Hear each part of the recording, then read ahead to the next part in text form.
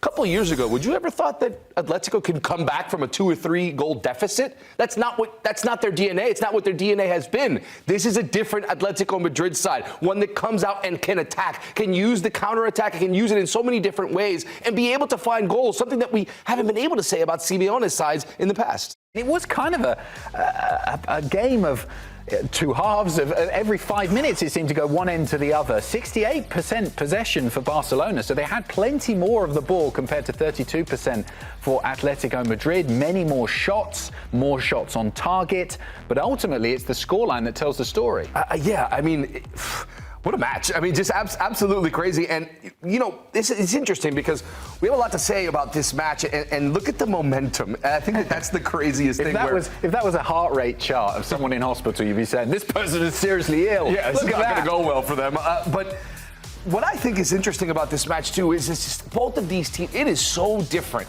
than when Barcelona and Atlético Madrid used to play back in the heyday of La Liga with Messi and all of these players that have been part of this great rivalry. But to see that this Atletico Madrid side, first Barcelona, no pressure, comes back, go down 2-0, takes a 4-2 lead like nothing. These youngsters don't feel the same pressure that maybe some of the veterans do. But then Atletico Madrid, a couple of years ago, would you ever thought that Atletico could come back from a 2 or 3 goal deficit? That's not their DNA. It's not what their DNA has been. This is a different Atletico Madrid side, one that comes out and can attack, can use the counterattack, can use it in so many different ways and be able to find goals, something that we haven't been able to say about Simeone's sides in the past. Football is one hell of a drug, shall we say. If you've speaking to someone who's never watched it before, just tell them to watch that game and they'll be absolutely hooked. Yeah. Let's talk about this Barcelona team. We mentioned the fact that there were so many youngsters in it. That's really been the case throughout the whole season. They have got experience in the likes of Lewandowski, but they have to lean so much on these youngsters. And one of the big advantages for me when I watch them and I watch these young players is they're just completely and utterly fearless. They just go for it. Yeah, and you saw it with Lamine Yamal, right, on Lewandowski's goal, where any player looks at that, if your name isn't Lionel Messi or something like that, you look at what he had in front of him for that Lewandowski goal, and most players won't even take that on. They won't even go for it at that point. When they have so many defenders in their way, he has no fear, just goes right through and is able to find Lewandowski. These players don't have, it must be nice, right, to be that young and to play with no fear, and when it doesn't even matter. And when you have a player like a Lamine Yamal, like the other players, like a Pedri, that, you know, just come from winning a huge title with Spain last summer, and then be able to come into these games where, oh, this is what we're playing for. I just won a European title at 17 years old or 18, 19 years old, to then come into this match with zero pressure and be able to find ways to, doesn't matter whether you go down 2, go down 3, you still find ways to continue to play your same football, not to change the way or the tactic or the way that you're even attacking the game as an individual. It is impressive to see, and it is something that maybe can carry this Barcelona side to winning a trophy this year. Kubasi celebrated that goal like a kid at recess. Yeah. It was like an 8-year-old scoring the first ever goal at break time.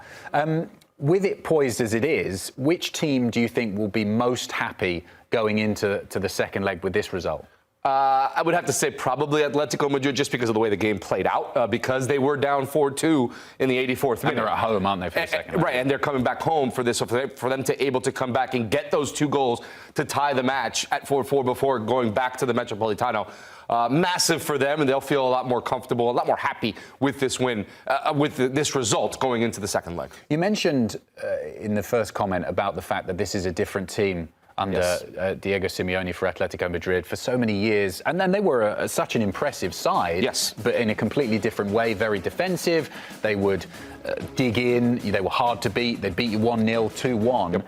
Do you think it's just because of the personnel that he's now got at his disposal, so many more exciting attacking players, that he's able to play this way? Or is it also, we must tip our hat to Simeone, who's developed his own managerial style to incorporate something a bit more attacking? I think it's a little bit of both, because he ultimately makes the decisions on most of the decisions on who's coming to the club. And he signed some players that would make them a lot more of an attacking team. You would have never, ever seen a Diego Simeone's side a couple of years ago finish a match 4-4. I mean, it's almost unheard of. And I give him credit, because guess what? this team is a lot more fun to watch now. It's a team that you have to kind of watch every single week because you don't know when to have a match like this. And Julián Alvarez, I think, has been dropped like a dime into this team. It took a little bit of time, but eventually is now in some of the best form, one of the best strikers, I think, are most informed strikers in the entire world. And oh yeah, you have a guy in Alexander Sorloth coming off the bench and just cannot stop scoring off of the bench too. They have a system and a format now that's very different. And I think Simeone has adapted and said, okay, these are the players I'm bringing in, so I need to adapt my style. So I will give him credit for that, to say, okay, I've played this way forever. Maybe now it's time to change it up a little bit with the players that I have, and he's done it. In this competition, in the Champions League, in the title race in La Liga, do you think when we look at the 11 there, Julián Alvarez is the guy that other teams fear the most?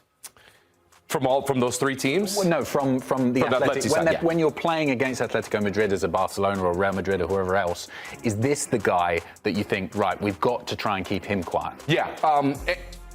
Griezmann is still up there as well because he's still just in incredible form and he just continues to do it. But this is the main man right here. And the goals are incredible, but that second goal that Griezmann scores, he creates it. He intercepts a ball in the midfield. Remember, this is a striker. He's a number 9 out-and-out striker. Steals a ball in the midfield, takes 3 defenders with him, and then puts a absolutely perfect cross with 3 defenders in his face right on Antoine Griezmann's boot, and he eventually finishes with a goal. So you're seeing all of the tools from this Julián Alvarez, and what I've noticed as well, in the biggest moments, he shows up, and not just at club level. We saw it at the international level. At the World Cup, he was fantastic when Argentina won the World Cup. He was next to Messi, probably the second best player on that side. And now with Atleti, like I said, it took a little time to get used to the Spanish league, but now he is clearly one of the most informed strikers in the world, and he's doing it in multiple ways. They've also got an ace in the hole, which is Alexander Sorloth. Yes. He keeps coming off the bench and scoring these goals. And I've said this a few times. I watched him a lot when he was at Crystal Palace, and I did not see anything like this. He was terrible. A lot of the Palace fans thought, well, why have we signed this guy? He's a striker who can't score. But he's come to Atletico Madrid. He's obviously enjoying his football, and he's been deployed as this kind of super sub by Simeone. Yeah, and I mean, you see how different players can be. You just got to find the right manager, the right situation, and you can have a ton of success. And Diego Simeone, got to give him credit. This is a very different profile of striker than he has on his club, and brings him in here, and it's been a perfect fit. And he's accepted the role, and he's accepted coming off the bench. And guess what? When he comes off the bench, he's just as dangerous as the players he replaces. So it's a massive accomplishment for Diego Simeone to get him to play at that level, and it's been fantastic for them. Just last point on Barca. They didn't lose the game, which I suppose is a positive. But how do you think they will improve and learn from this performance in the second leg? Again, like we've said it already a couple of times, they don't feel pressure. This team doesn't feel pressure. So I'm assuming they're going to come out. I don't think they're going to do much differently. I think they're going to continue to play their football. They've given up. They've been conceding goals. Some to teams that you worry about it against teams in mid-table sides in La Liga, and some of the teams that they've not found results against, that maybe they should be finding results against. But they're going to concede some goals. Defensively, there's still something to be desired there from them, but they don't feel any pressure. I feel like they come out with the same exact style and they go for it again. I don't think they do anything different. Continuing the conversation about Barcelona, let's have a look at the schedule that they've got coming up. We can compare the two here, but who do you think's got the most difficult schedule coming up? But because for them, they've got Atletico Madrid on March the 16th in La Liga, which is obviously going to be a crucial game. They've got Espanyol in that semi-final in the Copa Catalunya as well on March the 19th. I think what strikes me when I look at this schedule is the difficulty of it, who they're playing, but also how busy it is. They've just got so many games. I think for Barcelona, it's the congestion that'll make it tougher. I do think Atleti has tougher games overall, and we'll take a look at that in just a second. But with this, I mean, look at this. It's this Sunday, then March 5th, March 8th, March 11th. Every 3-4 days, they have another match.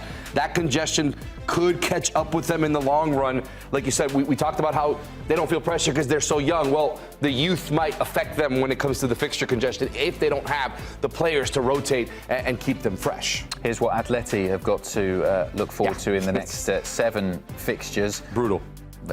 It's just brutal. I mean, starting with Athletic Club, that's in fantastic form. They put up 7 goals the other day. Then at Real Madrid in the Champions League, Real Madrid again, Barcelona. I mean, it's tough for Atleti. they bet they were wishing, even though as viewers, obviously, we're very happy with the Madrid derby in the round of 16 of Champions League, but if you're Atleti, you're hoping, maybe not get a Real Madrid in this round of 16 to add to what is already a very complicated schedule. You do feel, though, that if they can get through this period unscathed, even if they do go out of the Champions League, that will be the litmus test for this team. They're so exciting to watch now. We never would have said that before.